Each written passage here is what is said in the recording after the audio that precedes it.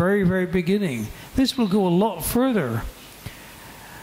People that are growing up with this technology will feel quite native to this. They will be quite used to using these tools all the time to organize their parties, to organize their politicization.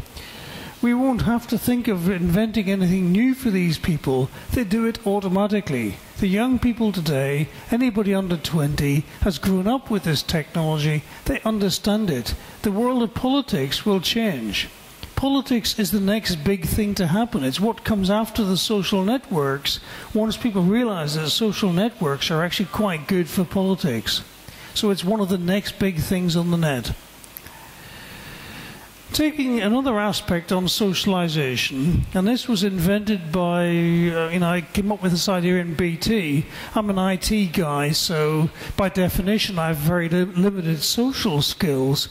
And it occurred to me, if I want to get good dates, wouldn't it be really nice if I could have a mobile web server, which I can wear in my lapel as a tiny little badge, which broadcasts my entire Facebook record or something to everybody I walk past, and they're doing the same. So I can walk past a nice young lady in the high street, and I can see from her broadcasts that she is sufficiently desperate and sympathetic enough to want to go out with someone with an IT background like me, with very limited social skills. So, I could find a date on Friday evening almost on the same par as someone with, normal skill levels. So if it works for IT people, it will work for anybody. And we can expect the socialization will change quite dramatically over the next few years as we go down this road.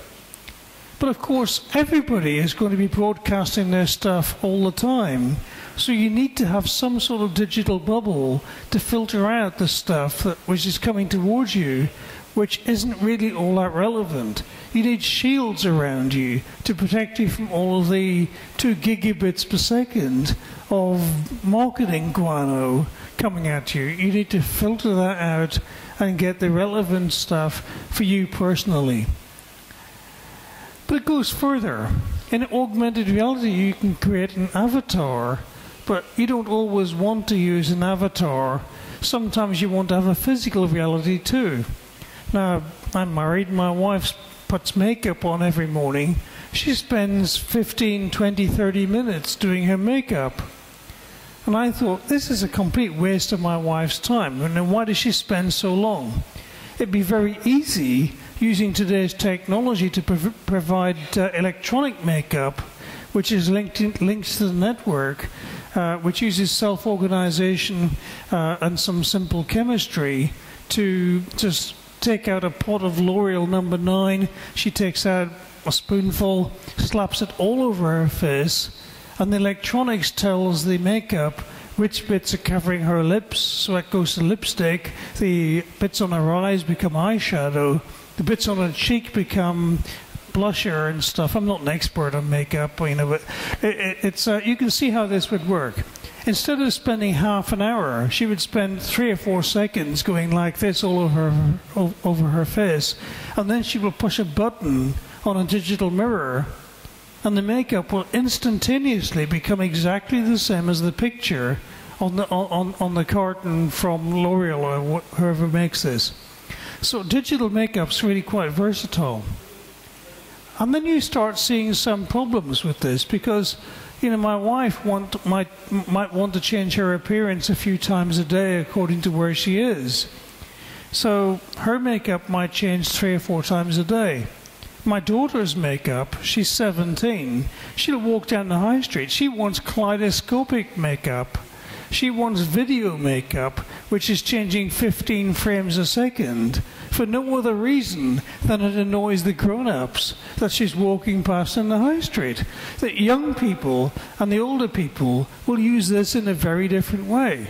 But when you walk down a high street in 10 years' time in any city in the world, you will see the young people with their faces flashing on and off and changing their appearance all the time. Some of that's linked to their avatar and some of it isn't. That's moving forwards too.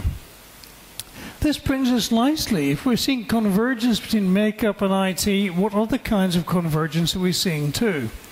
Well, nanotechnology, biotechnology, information technology, and cognition technology are all coming together very, very quickly. We're starting to stick chips inside people's brains, linked to their optical nerves, linked to their nerves inside their ears. We're picking up signals to allow you to do thought recognition. These things are coming along. NBIC convergence is going to drive the next 10, 15 years of technology development. And you really shouldn't ignore this, because every development in NBIC pushes forwards every other field of development in that area too. So if you get better nanotechnology, you can make smaller devices. That allows you to get things better into the brain, to figure out how the brain works.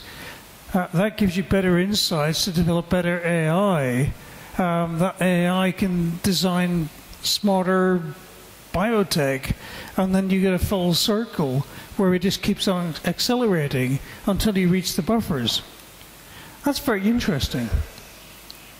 But what it really means is IT is converging with every other area in society and business and technology. As you get progress in one area, it pushes forwards progress in another area. So we're seeing games technology. I like playing computer games. I'm too old to do it, but I still like doing it anyway. And games technology is already linking very well to film technology. It's already starting to link to downloading movies off the net. Your games console is becoming quite a powerful way of using the net to get media.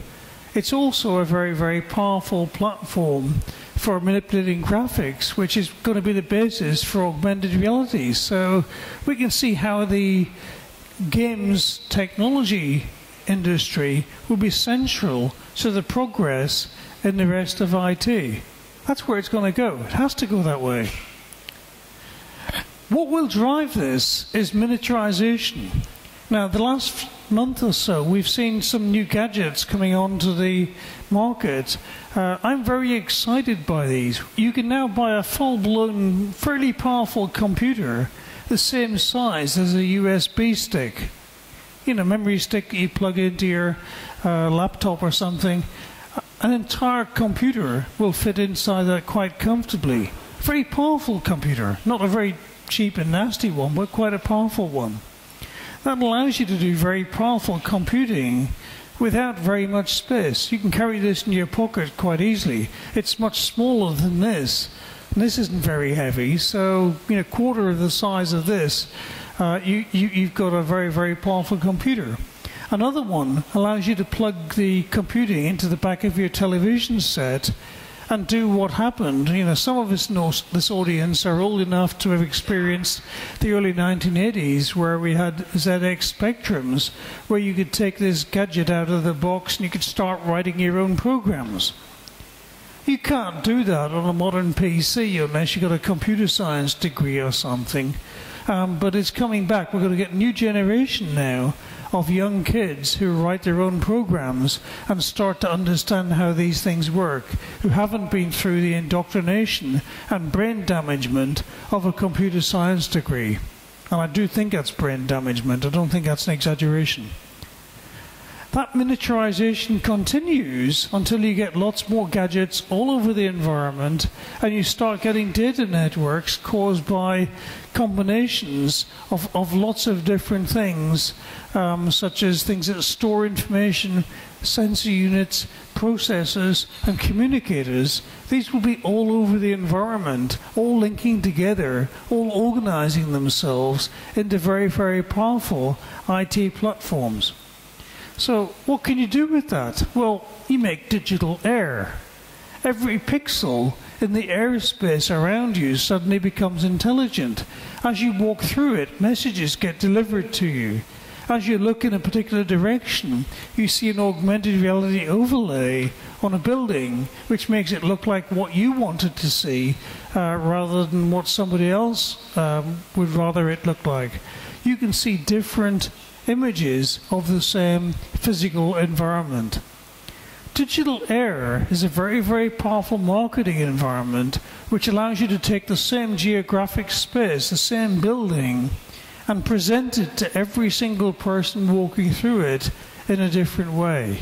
That opens up the markets for that enormously, creates an enormous value add. The other side of that is that you can make projections that your mobile phone will disappear.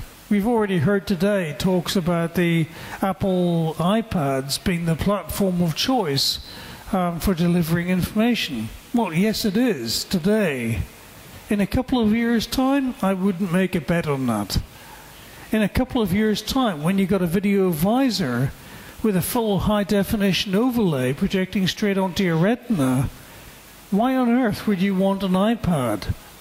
If Apple doesn't reinvent themselves, Apple will cease to exist, because whoever makes a good iPad with a good visor with a good display, they can reproduce every single kind of display you look at as just a region of that virtual display. The virtual display can be completely wraparound. You can even see it with your eyes shut. Why would you want anything else? It goes further. You can start miniaturizing this until it gets right into your body. You can start printing gadgets straight onto your blood, onto your skin surface, linking right through to your blood vessels, linking right through to the nerve endings inside your skin. So you can start making a very good link between the machine world and your body. And that is another major development that we're going to see over the next 10, 15 years in IT, is that we will start seeing the computer linking more directly to your body. So you print stuff on the surface of the skin, slightly inside the skin, very far inside the skin, and you start picking up what your body is doing. You start picking up what the rest of the world is doing and putting those signals into your body and outside.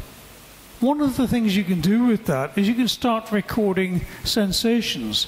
So you touch something, you generate 2 megabits per second of data going up your arm to your brain. You can record that. It's very easy for IT to record it. And at some point, you can reproduce that by putting exactly the same 2 meg right back into the same nerve endings that you recorded it from. So you can record sensations, replay them. So you're talking to your friend in New York City from here, across a Skype system or something. You can shake hands with them, you can cuddle them, you can kiss them, you can make love to them, and you will feel all the sensations from that across the network. That's got to be a big market. Taking it slightly further, this gives you the capability to become superhuman. We've got Superman and Spider-Man and all the other superheroes.